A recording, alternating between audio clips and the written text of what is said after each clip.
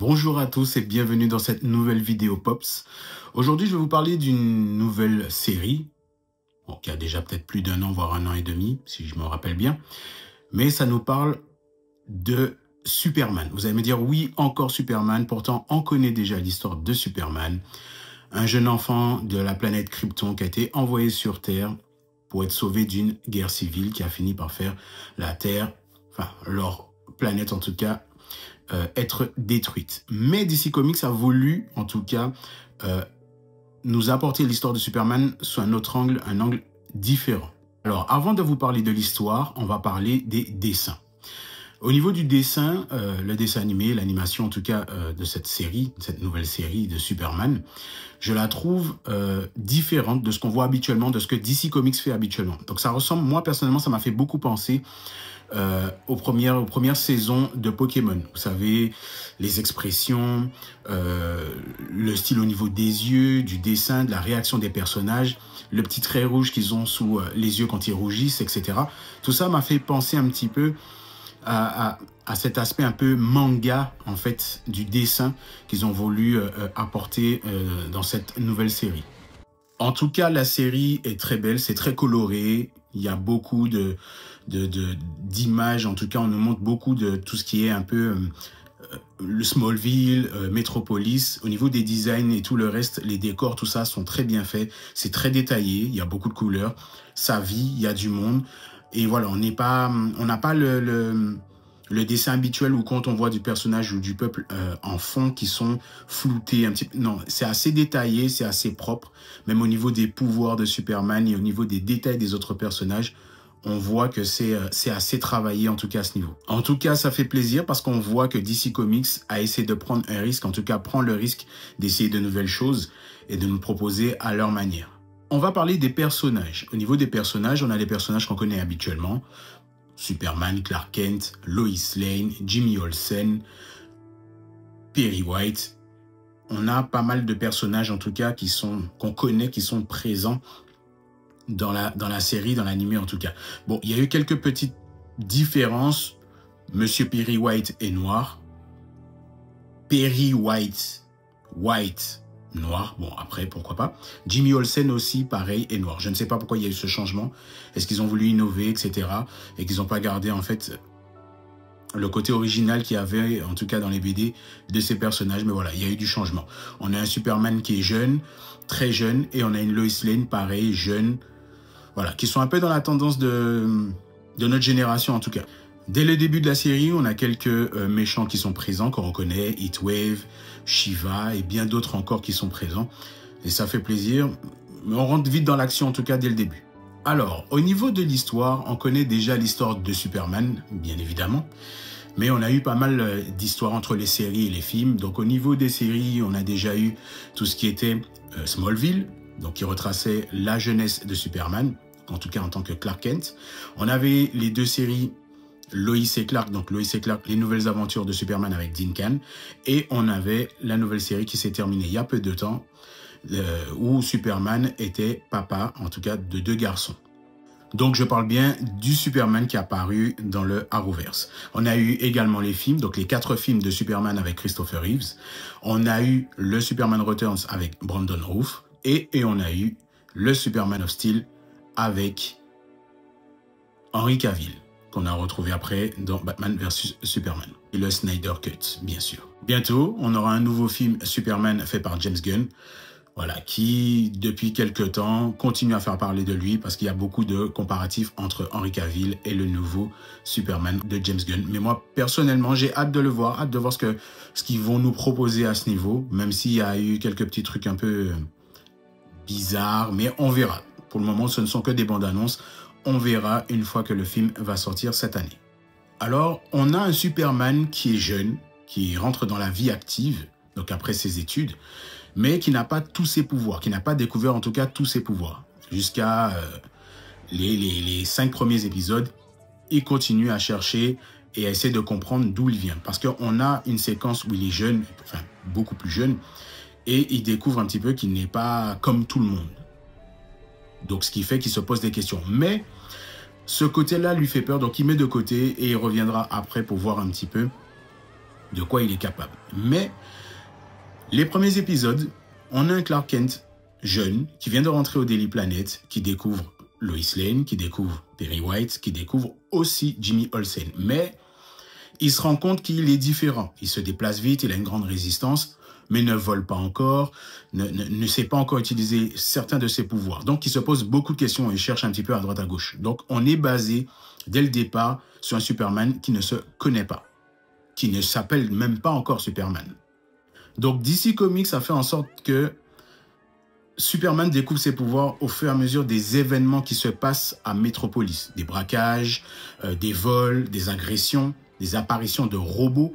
Donc, tout ça fait en sorte que Clark se dévoile un peu plus à son public, ce qui me fait penser un petit peu à la série de Supergirl quand l'avion chute et qu'elle se voit obligée d'utiliser ses pouvoirs pour pouvoir sauver tout le monde. On nous amène dans un monde où Superman, comme je vous ai dit, ne connaît pas ses pouvoirs, ne sait pas de quoi il est capable et qu'il apprend justement qu'il faut qu'il découvre qui il est.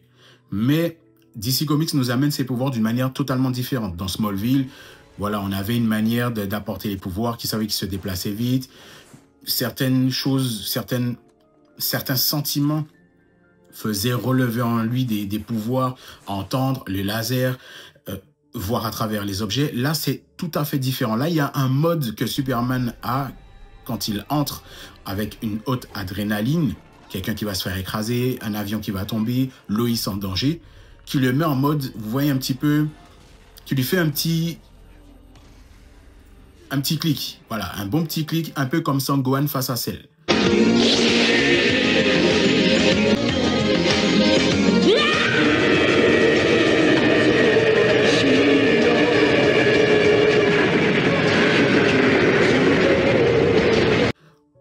Ça lui fait ce petit clic. Il a une aura bleue qui apparaît autour de lui, qui lui permet de pouvoir déclencher un pouvoir à ce moment-là et être le Superman qu'il faut au bon moment. Donc, ces pouvoirs se manifestent surtout au moment où ils enquêtent, le trio, Lois Lane, Clark Kent et Jimmy Olsen, enquêtent sur une apparition, un trafic d'armes et de robots dans un port et découvrent justement ses pouvoirs. Il doit intervenir, Lois est en danger, il faut qu'il agisse, donc ses pouvoirs se manifestent. Et de là, l'intrigue commence. On se rend compte plus tard qu'il découvre que ces robots ne sont pas terriens, donc ne sont pas d'une fabrication terrienne, mais qui viennent de son monde, donc de Krypton.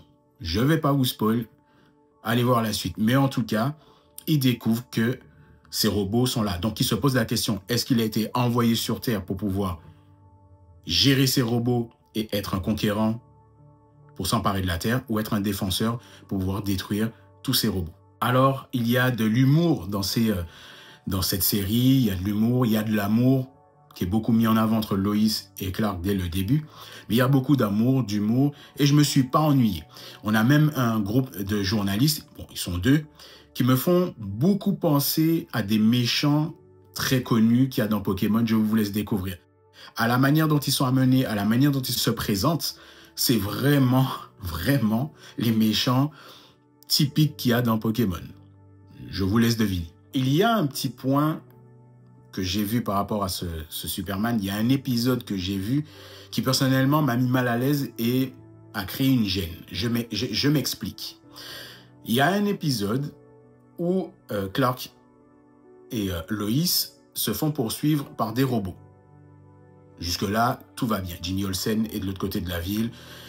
Il fait ses recherches de son côté. Lois et Clark font les choses de leur côté. Mais cette attaque de robots les pousse à se retrouver face à l'entreprise Cadmus Tech, où ils découvrent qu'il y a des robots, qu'il y a eu des scientifiques qui travaillaient sur place. Ils rencontrent un gorille et un robot dans lequel il y a un cerveau. Donc moi, sur le coup, je me suis dit, sur ce gorille, ça doit être forcément Grodd, un petit clin d'œil à Grodd. Mais explicitement, ils ne disent pas que c'est Grodd. C'est un gorille qui était sur place à l'époque où Cadmus fonctionnait correctement et sur lequel on faisait des expériences. Donc celui qui faisait les expériences est le cerveau qui est dans le robot. Jusque-là encore, tout va bien. Mais on apprend plus tard que ça dégénère. Le robot, il perd son enveloppe. Donc le cerveau perd son enveloppe et on le met dans un robot. Et le gorille se met à avoir des capacités à pouvoir parler. Donc ça, il n'y a pas de problème à ce niveau.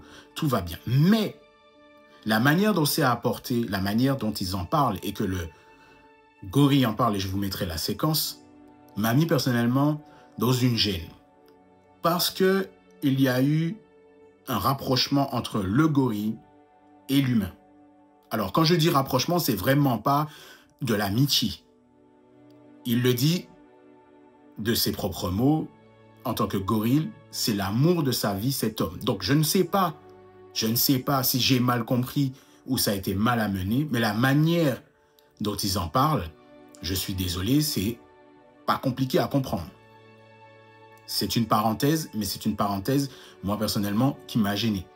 Qu'un amour se crée entre un homme et un gorille. Bon là, vous allez me dire, bon, il est plus humain parce qu'il est dans une machine en tant que cerveau, mais le gorille le dit lui-même, que c'est l'amour de sa vie, qu'il a des sentiments et il l'appelle mon amour. Donc personnellement, moi, ça m'a gêné. Je ne sais pas ce que vous en pensez. Je vous laisse la séquence, vous me direz en commentaire. Mais voilà une petite parenthèse qui, moi, personnellement, m'a gêné. Plongé dans l'inconnu, Mind Fiction, toujours mon amour.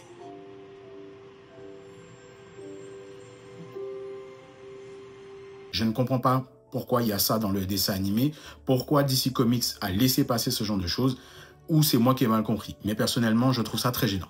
Sinon, dans l'ensemble, c'est une très bonne série où c'est amené justement à faire attention sur l'amitié, l'amour, les responsabilités, en tout cas que Superman doit avoir vis-à-vis du peuple de Metropolis. Un choix à faire, rester dans l'ombre ou se battre pour pouvoir justement garder la paix au sein de Metropolis.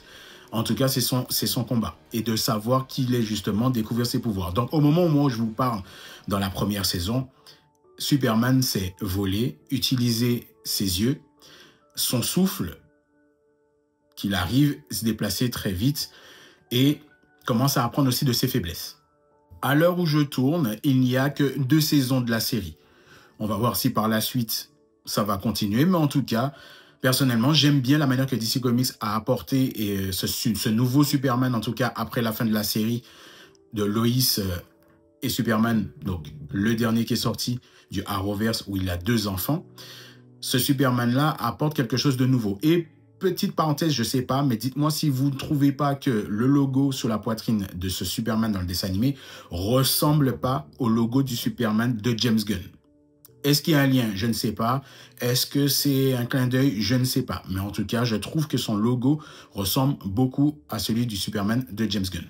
En tout cas, n'hésitez pas à me dire en commentaire ce que vous en pensez. Pour ceux qui l'ont vu, dites-moi ce que vous en pensez de cette série de Mon Aventure avec Superman, donc en anglais My Adventure with Superman, ou soit ceux qui ne l'ont pas vu, de me dire ce qu'ils en pensent et si justement ça leur dirait d'aller voir un petit peu ce que réserve DC Comics avec cette nouvelle série. En tout cas, n'hésitez pas à me le dire en commentaire. On se retrouve prochainement dans une nouvelle vidéo sur YouTube. Ciao!